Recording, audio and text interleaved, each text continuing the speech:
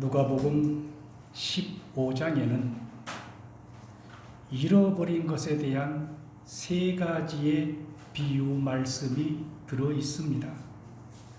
10월에는 우리 다운교회 성도들이 잃어버려진 그 영혼을 찾아 하나님의 품으로 데려오기를 간절히 기대하면서 이 세 가지 비유 말씀을 차례대로 한번 살펴보려고 합니다.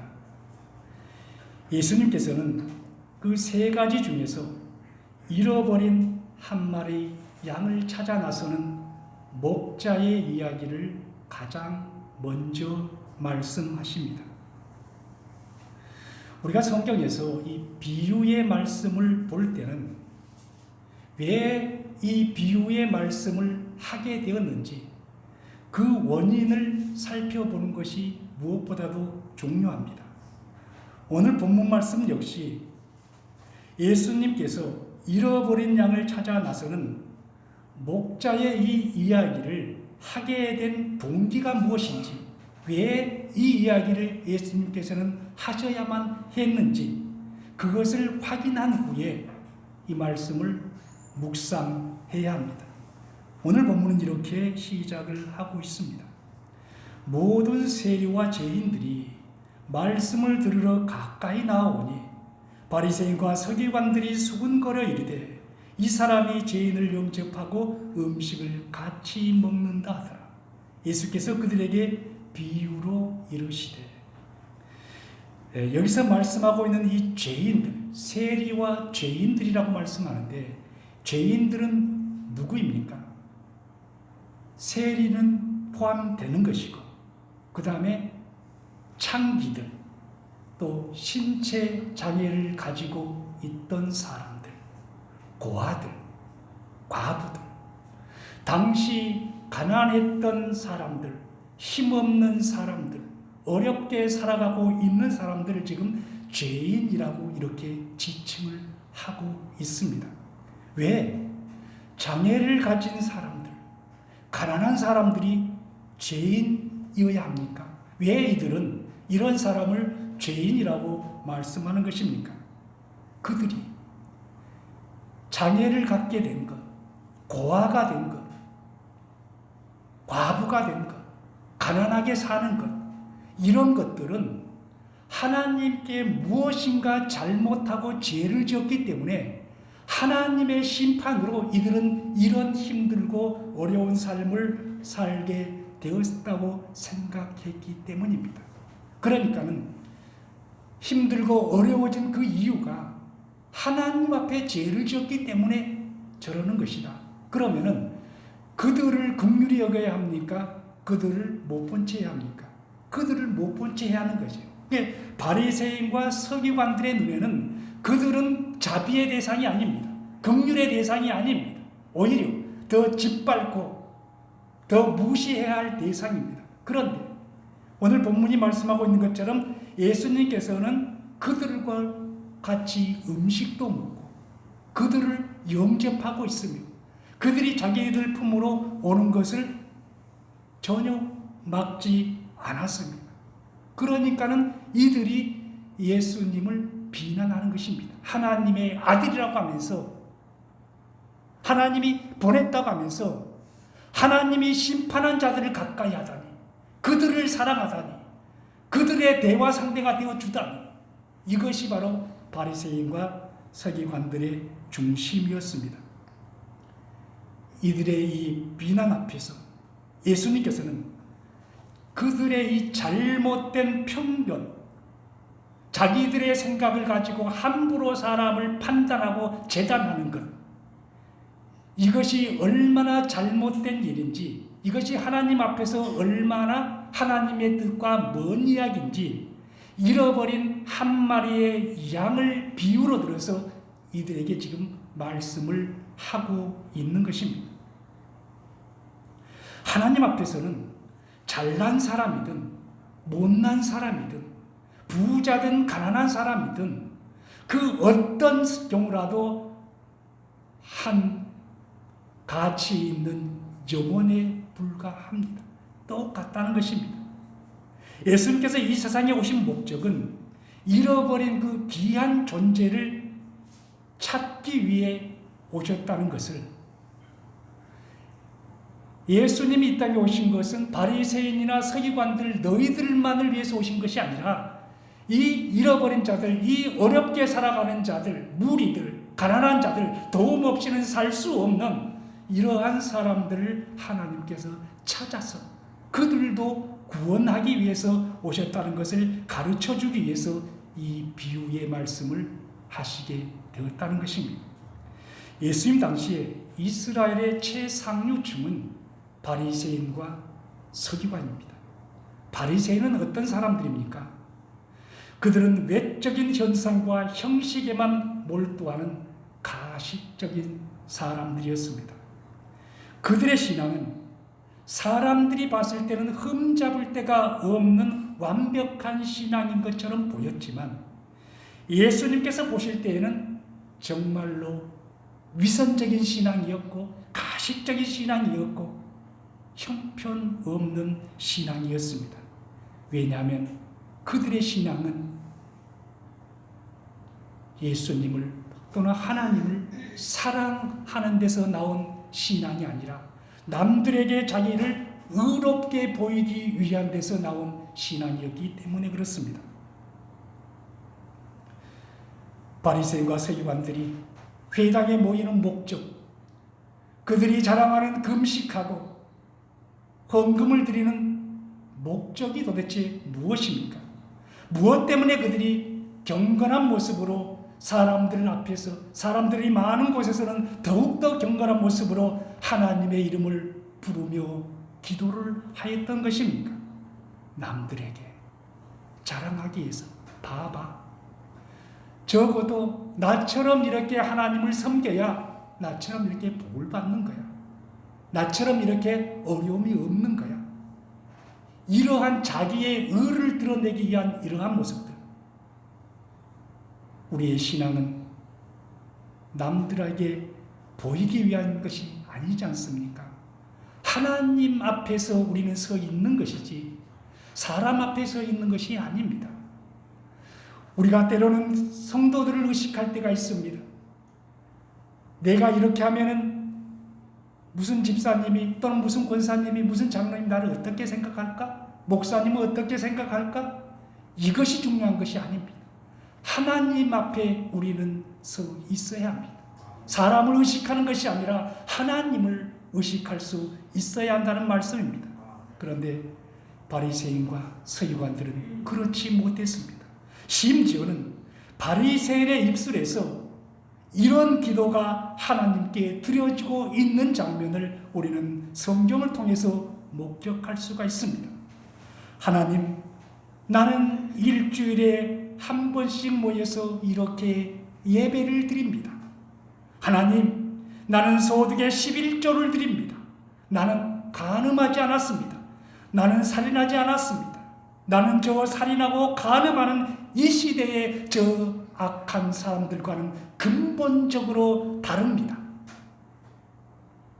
그들은 자기들의 이런 형식적인 신앙에 만족하며 자기들이 정해놓은 그 형식에 참여하는 사람과 참여하지 않는 사람들을 구별하기 시작했습니다. 자기들의 말에 동조하면 너는 옳은 사람이야. 너는 내가 인정. 누가 사람을 인정하고 심판할 수가 있습니까? 우리를 심판할 수 있는 분은 오직 하나님 한 분밖에 없는 것입니다. 목사가 여러분을 심판할 수 있습니까? 대통령이 여러분을 심판할 수 있습니까? 아닙니다. 진정한 심판은 하나님만이 하실 수가 있는데 그들은 자기들이 너는 옳은 사람, 너는 틀린 사람, 너는 의인, 너는 죄인 이렇게 심판을 하였습니다. 이런 모습들이 예수님 보기에는 너무나도 화가 날 만큼 올바른 신앙이 아니었던 것입니다. 예수님께서는 그런 서기관과 바리새인들에게 하나님께서 원하는 올바른 신앙이 무엇인지를 가르쳐주기 위해서 잃어버린 한 마리 양을 찾아 나서는 목자의 이야기를 하십니다. 이 이야기는 목자의 관심에서부터 출발을 합니다. 마찬가지입니다. 우리도 관심에서부터 출발해야 합니다. 잃어버린 영혼에 대한 관심이 우리에게 없다면 우리는 출발할 수가 없습니다. 우리는 하루하루를 살아가면서 수많은 사람들을 만납니다. 지난 한 주간 동안도 우리 곁에는 수없이 많은 사람들이 스치며 지나갔습니다. 아무런 의미 없이 우리 곁을 스치고 간 사람들에게 여러분은 얼마나 관심을 가지고 있었습니까?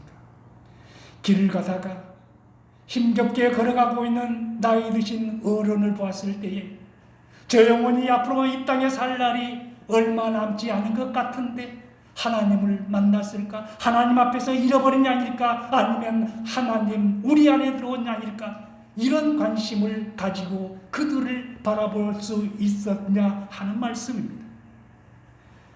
우리를 구원하려는 하나님의 관심이 독생자 예수를 이 땅에 보내셨습니다. 우리가 잃어버린 영혼에 대한 관심이 없다면 독생자 예수님을 이 땅에 보내신 하나님의 심정으로 우리는 잃어버린 영혼을 바라볼 수가 없다는 말씀입니다. 다시 말씀드리면 목자의 관심에서 양을 바라볼 수 있는 안목이 우리에게 있어야 한다는 말씀입니다. 우리에게는 우리의 이웃들을 바라보는 저마다의 관점이 있습니다. 그러나 잃어버린 영혼에 대한 아파하시는 하나님의 관점, 그 영혼 때문에 때로는 밤잠을 설치시는 하나님, 잃어버린 아들이 돌아오기를 해가 지면은 늘 먼 산을 바라보면서 기다렸던 그 아버지의 심정이 하나님의 심정이라는 이 관점이 우리에게 없다고 한다면 우리는 하나님께서 그렇게 예타는 그 영혼을 찾아 나서지 못할 것입니다. 성경은 인간을 어떤 존재라고 말씀하고 있습니까? 성경에서 인간을 표현해 놓은 것 중에서 가장 탁월한 표현은 인간을 양에 비유해 놓은 이 표현일 것이라고 생각합니다. 우리는 다 양 같아서 그릇 행하여 각기 제 길로 갔거늘. 우리 함께 한번 따라합시다. 우리는 다 양 같아서 그릇 행하여 각기 제 길로 갔거늘. 이것이 지금 성경이 인간이 어떤 존재인가를 표현해 놓은 가장 탁월한 표현이라고 저는 생각합니다. 양은 모든 짐승 가운데서 가장 이 방향 감각이 무딘 짐승이라고 합니다. 며칠 전에 제가 동영상, 유튜브로 동영상을 보는데 좁은 어떤 틈바구니가 있는 길에 양이 빠져 있었어요. 그래서 어떤 분이 그 양을 끄집어내가지고 다시 놓아줬습니다. 그런데 가다가 다시 그 길게 뻗어있는 수로 같은 틈바구니에 또 빠지는 거예요. 그러니까는 또 다시 가서 그것을 끄집어줍니다. 근데 또 빠지는 거예요, 가다가. 이것이 양입니다. 방향 감각이 없는 거예요. 가정에서 기르는 개나 고양이를 집 밖에 한번 내놔보십시오. 그들은 반드시 자기의 집을 찾아옵니다. 심지어는 닭이나 오리까지도 제 집을 쉽게 찾아옵니다. 제가 어렸을 때에 산에서 동벽새를 동벽새 뭔가 알죠? 동벽새를 하나 잡아서 약 반년 동안 키웠습니다. 털이 다 빠져서 날지를 못하더라고요. 그래서 산에다가 풀어줬습니다. 그런데 그 새가 우리 집을 찾아온 거예요. 그러한 이름 모를 이 야산에 있는 그런 새들도 자기 집을 이렇게 찾아온다는 것입니다. 그런데 유독 자기 집을 찾지 못하는 동물이 바로 양이라고 합니다. 방향 감각이 없기 때문에 어디로 가야 할지를 모르는 것입니다. 오늘도 우리 주변에는 수많은 사람들이 여러분 우리 곁을 스치며 지나갑니다. 그들은 어디를 향해 가는데 저리도 바삐 걸어가는 것일까요? 그들 대부분은 자기가 어디로 가고 있는지, 내가 지금 가는 곳이 어디인지 그것조차도 알지 못한 채 어디론가 가고 있습니다. 우리는 다 양 같아서 그릇 행하여 각기 제 길로 갔거늘. 하나님께서는 양과 인간을 같은 관점에서 바라보고 계십니다. 여러분, 하나님은 우리를 양과 같은 존재로 바라보고 있습니다. 어리석고 무능하고 도움 없이는 살 수 없는 존재, 목자가 없이는 살아갈 수 없는 존재. 인간이 똑똑한 것 같지만 정말 모든 이 세상의 어떤 존재보다 탁월하고 우수한 존재 같지만, 그리고 우리는 그렇게 믿고 있지만 하나님은 아니야, 너희들은 양하고 같은 존재야, 이렇게 말씀하십니다. 인간을 지배하고 있는 감정 가운데 가장 깊은 감정은 두려움이라고 합니다. 모든 사람은 두려움을 갖고 있습니다. 여러분, 두렵지 않는 사람 있습니까? 그런 사람이 있다고 한다면 그 사람이 바로 사이코패스입니다. 정상적인 사람이 아니라는 것입니다. 모든 사람은 두려운 마음을 가지고 있습니다. 늘 긴장하며 우리는 두려움 속에서 이 세상을 살아가고 있습니다. 이 두려움 때문에 어떤 사람들은 때때로 허세를 부리기도 하고, 또 어떤 사람들은 자기가 강한 척 위장을 하기도 하지만, 무엇인가에 쫓기듯이 오늘도 초조한 마음으로 우리의 곁을 지나가고 있는 사람들을 여러분 볼 수가 있습니까?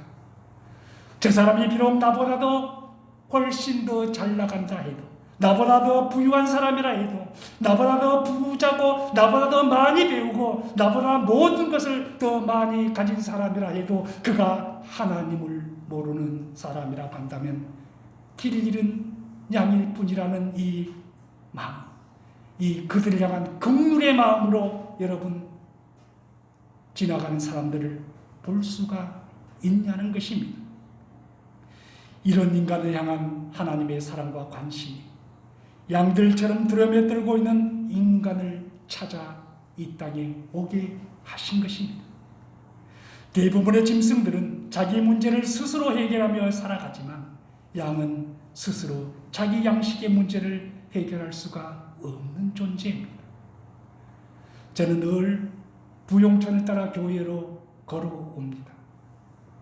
요즘 부용천에 풀들이 많이 났는데 그걸 다 이제 벌초 작업을 하고 있습니다. 어느 날 보니까 이 비둘기들이 수없이 벌초 작업한 곳에 모여 있었습니다. 저들이 왜 저곳에 모여 있을까를 봤습니다. 풀들이 열매 맺고 떨어진 것들, 그곳에 자기들의 먹을 것이 있기 때문에 계속해서 깎아놓은 그 자리에 수많은 비둘기들이 모여 있었습니다. 얼마나 지혜롭습니까? 그걸 아는 것입니다. 그러니까 한간 날짐승인 이 비둘기도 자기가 어떻게 하면 살아갈 수 있는지 그 방법을 알고 있는 것입니다. 그런데 양들은 그것을 모릅니다. 자기 스스로는 자기 문제를 해결할 수가 없습니다. 그러니 목자는 더 많이 양을 봐줄 수밖에 없습니다. 목자의 돌봄을 받지 못한 양은 시간이 흐르면 죽게 될 것입니다. 그 사실을 너무나도 잘 알고 있는 목자는 잃어버린 양을 찾아 나서지 않을 수가 없었습니다. 그러나 사랑하는 성도 여러분, 기억하시기 바랍니다. 목자는 아무 양이나 찾는 것이 아니라 잃어버린 자기의 양을 찾는 것입니다. 옛날 유대 땅에는 이 가난한 사람들이 많았기 때문에 자기 양을 소유한 사람들이 그렇게 많지는 않았습니다. 오늘 본문에 100마리의 양을 소유하고 있는 이 사람은 분명 부자였을 것입니다. 그래서 마을 사람들이 공동으로 양을 구입해서 공동으로 키우는 경우가 사실 많이 있었다고 합니다. 양을 마을 사람들이 공동으로 구입해서 키운다고 한다면 내 양이라고 하는 주인의식이 약한 목자들 때문에 길을 잃고 헤매는 양들도 많이 있지 않았겠습니까? 공동으로 키우기 때문에 내 것이라고 하는 의식이 희미해지면 그냥 양들에 대한 관심도 사라지게 되어 있지 않겠습니까? 그래서 싹군 같은 목자는 한 마리 두 마리 잃어버린 것은 대수롭지 않게 생각했다는 말씀입니다. 만약에 오늘 본문의 이 목자가 양에 대한 것이 싹군 목자였다면 한 마리 양쯤이야 하면서 찾지 않았을 수도 있습니다. 100마리 양들 가운데 한 마리쯤이에요. 또 이 목자가 자기 양을 사랑하지 않고 숫자만 채우려고 했다면 길을 잃고 헤매고 있는 많은 양들 가운데 아무 양이나 데리고 와서 숫자를 채웠을 수도 있습니다. 그런데 목자가 찾고 있는 양은 아무 양이 아니라 잃어버린 자기의 양입니다. 당시 양을 사랑하는 이 선한 목자들은 양에게 이름을 붙여서 불렀다는 것을 여러분 아십니까? 우리가 이 애완견들의 이름을 지어서 부르는 것처럼 그들은 양에게 이름을 붙여서 불렀습니다. 그래서 요한복음 10장은 우리가 잘 아는 대로 목자는 양의 이름을 안다라고 말씀하고 있는 것입니다. 우리가 찾아야 할 사람도 아무나 찾는 것이 아니라 그 사람을 찾는 것입니다. 선한 목자는 내가 잃어버린 양과 비슷한 양을 찾아서 숫자로 채워오는 그것에 만족하지 않습니다. 자식을 잃어버린 부모에게 찾아가서 이렇게 한번 이야기해 보십시오. 아들입니까? 딸입니까? 잃어버린 자식이 아들입니까? 딸입니까? 아들을 잃어버렸습니다. 그러면 고아원에 가서 아무 아들이나 하나 데려다 키우십시오. 자, 이렇게 이야기해 보십시오. 그 부모가 찾는 아들이 아무나 찾는 것입니까? 잃어버린 자기 아들을 찾는 것입니다. 다른 아이들에 대해서는 관심이 없습니다. 예수님도 마찬가지입니다. 예수님께서 사람을 찾으실 때는 아무나 찾는 것이 아니라 바로 그 사람을 찾습니다. 여러분, 우리가 예수님이 찾는 그 사람이라는 사실을 아십니까? 수많은 사람 가운데 하나님께서는 우리가 어머니 뱃속에서 생기기도 전에 우리를 구별했다고 성경은 이야기합니다.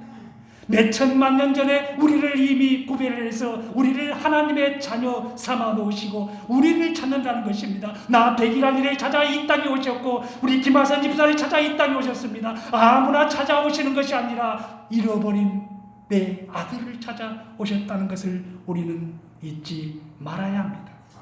예수님께서 여리고를 지나가실 때에 수많은 사람들이 몰려들었습니다.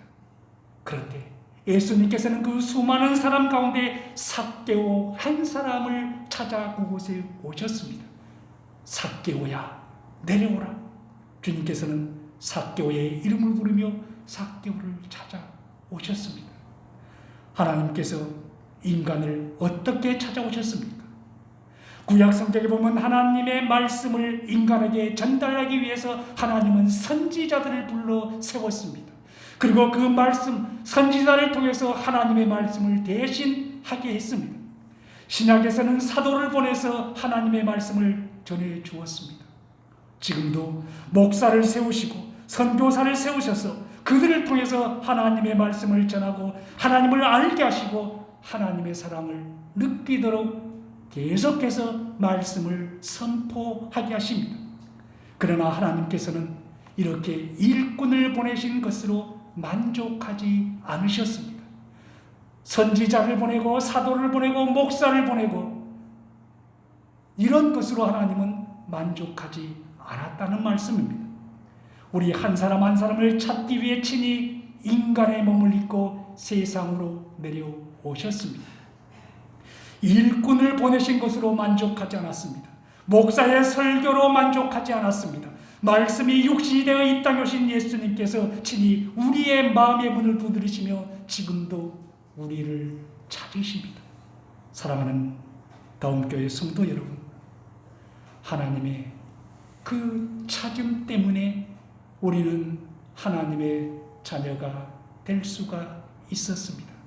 그러므로 이제 우리도 길을 잃고 방황하는 사람들을 찾아 나서야 합니다. 그들을 위해서 기도해야 하고 아무리 힘들어도 그들을 향해 복음을 제시해 줄 수 있어야 합니다. 특히 믿다가 낙심하는 자들이 의외로 이 땅에 많이 있습니다. 안타까운 일입니다. 그들에게 다시 한번 하나님의 품으로 돌아오라고 우리는 매달려야 합니다. 그들이 욕을 해도, 그들이 바보 같은 니나 열심히 믿어라 이렇게 이야기해도 포기하지 말고 그렇게 할 수 있어야 합니다. 이 가을에 우리 하나님께서 잃어버린 그들을 찾아 나서십시다. 그 일을 위해 하나님께서 우리를 부르지 않았겠습니까? 본문의 목자는 양을 한 번만 찾다가 포기해버린 것이 아닙니다. 오늘 본문은 이렇게 말씀합니다. 그 잃은 것을 찾도록 찾아다니지 아니하겠네요. 찾을 때까지 찾으시는 이 목자, 이것이 바로 우리를 사랑하는 주님의 사랑의 방법입니다. 우리는 전도를 하다가 얼마나 많이 포기했습니까? 그런데 주님께서는 찾을 때까지 찾으라고 말씀하십니다. 그가 예수님을 알 때까지, 그가 성경을 깨달을 수 있을 때까지, 그가 복음을 이해할 수 있을 때까지, 그가 예수님을 주님으로 영접할 때까지 계속해서 찾으라고 말씀하십니다. 이 끈질긴 찾음의 노력이 길을 잃고 헤매는 양을 향한 목자의 마음이었습니다. 이 포기할 수 없는 목자의 사랑이 마침내 양을 발견하게 했습니다. 우리는 오늘 본문을 통해서 목자가 양을 발견하는 장면을 봅니다. 목자는 마침내 잃어버린 양을 발견하고 그 양을 구출해 냈습니다. 어쩌면 그 양은 추위와 이 굶주림 때문에 죽기 일부 직전일 수 있습니다. 그러나 목자는 양을 구출했다는 그것만으로 자기가 해야 할 일을 다 했다고 생각하지 않았습니다. 목자는 양을 찾은 다음에 어떻게 하는지 5절 말씀을 한번 보겠습니다.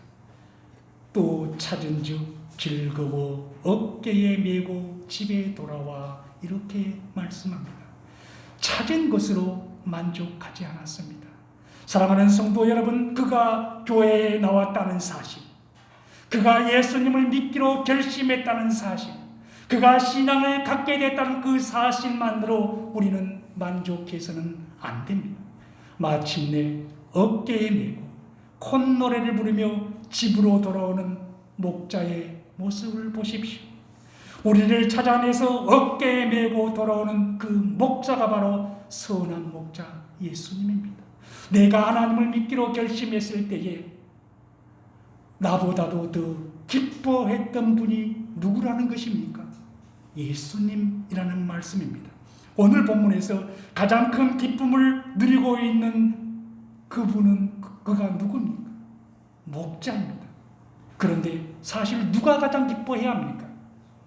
가만히 내버려두면 죽을 수밖에 없었던 그 양이 기뻐해야 하지 않겠습니까? 자기의 생명을 구출해 내준 그 기쁨을 그런 기뻐할 수밖에 없지 않겠습니까? 그런데 그 양보다 목자가 더 기뻐하고 있습니다.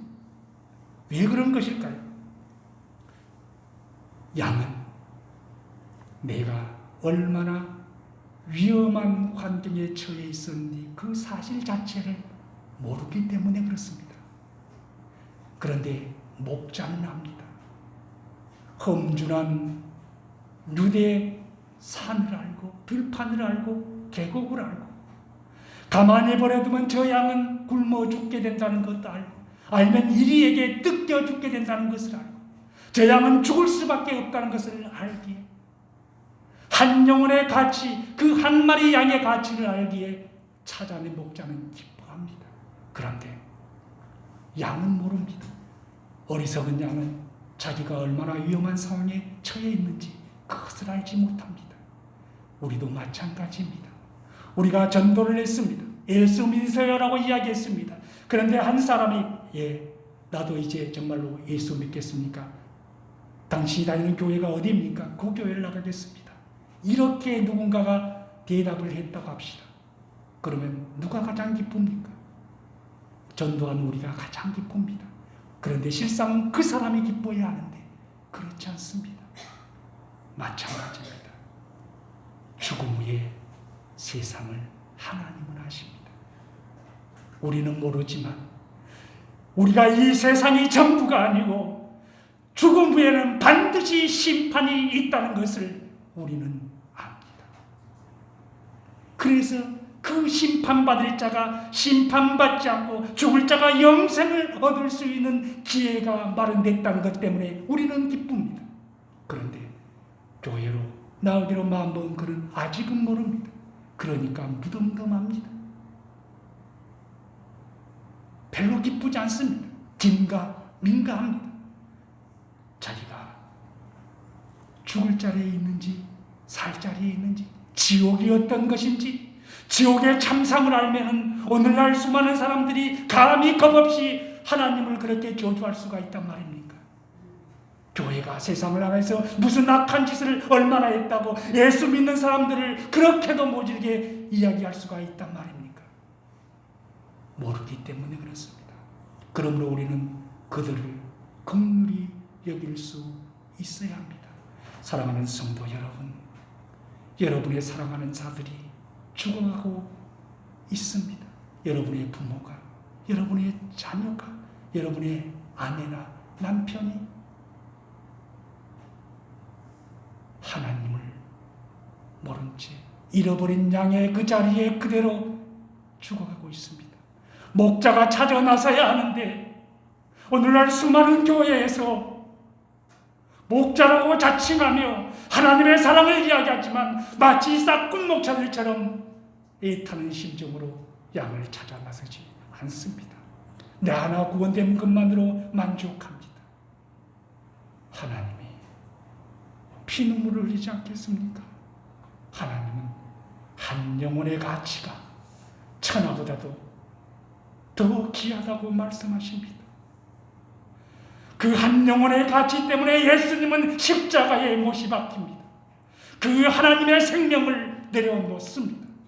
그만큼 잃어버린 우리가 소중하다는 말씀입니다.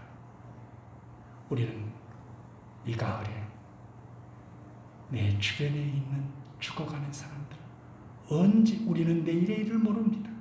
살았다 하는 이름을 가졌으나 실상은 죽은 자라고 하는 성경의 말씀이 딱 맞습니다. 건강하다고요? 아직 젊다고요? 누가 그 사람의 생명을 보장할 수가 있습니까? 언제 어떤 일이 일어날지 모르는 것이 세상 아닙니까? 기회가 영원히 주어지는 것이 아닙니다. 내 부모가 주어 지옥불에 들어가는데 아직은 죽을 때가 아니니까 때를 기다려야지. 어리석은 생각 아닙니까?